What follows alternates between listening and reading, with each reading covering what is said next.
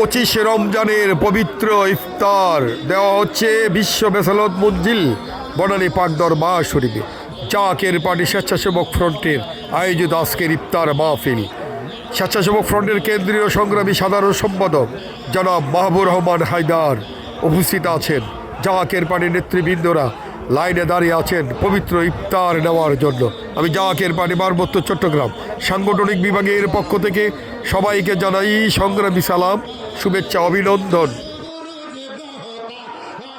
আসুন নিজ নিজ এলাকাতে গরিব অসহায় মানুষের মাঝে ইফতার ও সেহরি দেওয়ার ব্যবস্থা করি।